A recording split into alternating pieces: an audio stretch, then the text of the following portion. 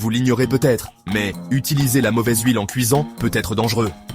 Huile d'olive, tournesol, coco, colza. Aujourd'hui, je vous dévoile tous mes secrets de chef pour bien utiliser les huiles en cuisine. Ensemble, on va apprendre à décrypter les étiquettes, choisir la bonne huile pour chaque usage et surtout, éviter les pièges. Allez, c'est parti. On commence avec la star des cuisines françaises, l'huile d'olive. Incontournable pour les sautés de légumes, les poissons grillés, les pommes de terre sautées. Bref, tout ce qui demande une cuisson douce à feu moyen. Pourquoi l'huile d'olive est-elle si géniale? Tout simplement parce qu'elle résiste bien à la chaleur, jusqu'à 190 degrés Celsius. Ça veut dire qu'elle conserve tous ses bienfaits, même quand on la chauffe un peu. Et des bienfaits, elle en a plein. L'huile d'olive est riche en antioxydants et en bonne graisse, excellente pour le cœur et les artères. Mon conseil de chef? Privilégiez l'huile d'olive vierge extra, extraite à froid. Elle a un goût plus prononcé et elle est encore meilleure pour la santé.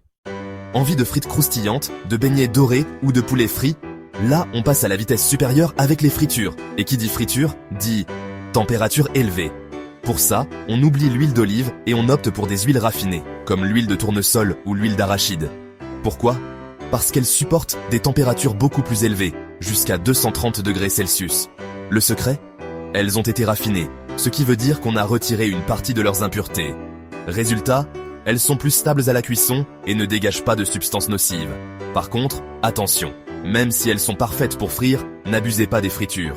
C'est bon pour le moral, mais à consommer avec modération. Maintenant, parlons des huiles qu'on utilise exclusivement à froid, les reines des assaisonnements. Je parle bien sûr des huiles de colza, de noix, de lin ou encore de sésame. Leur particularité? Elles sont bourrées d'oméga 3, ces acides gras essentiels pour le bon fonctionnement du cerveau, du cœur et de la vision. Par contre, attention, ces huiles sont très fragiles et ne supportent pas la chaleur. Si vous les chauffez, elles perdent tous leurs bienfaits et peuvent même devenir nocives.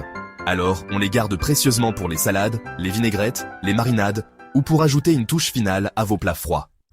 On arrive maintenant aux huiles à éviter absolument pour la cuisson. Oui, vous avez bien entendu, il y a des huiles à ne surtout pas chauffer. Première sur la liste, l'huile de colza non raffinée. Son point de fumée est beaucoup trop bas, 107 degrés Celsius, ce qui veut dire qu'elle se dégrade très vite à la cuisson et devient toxique. On oublie aussi les huiles de noix, de lin et de sésame pour la cuisson. Tout comme l'huile de colza non raffinée, elles sont trop fragiles et ne supportent pas la chaleur. Enfin, on évite de faire cuire le beurre à haute température. Il brûle vite et produit des substances nocives. Voilà, vous savez tout sur les huiles de cuisson. Retenez bien qu'il n'y a pas d'huile universelle. Le plus important, c'est de choisir la bonne huile en fonction de ce que vous cuisinez. Pour résumer, l'huile d'olive est parfaite pour la cuisson légère. Les huiles raffinées sont idéales pour les fritures. Les huiles riches en oméga 3 sont à réserver aux assaisonnements. Et on évite de chauffer les huiles à point de fumée bas. Alors, dites-moi en commentaire, quelle huile vous utilisez le plus en cuisine?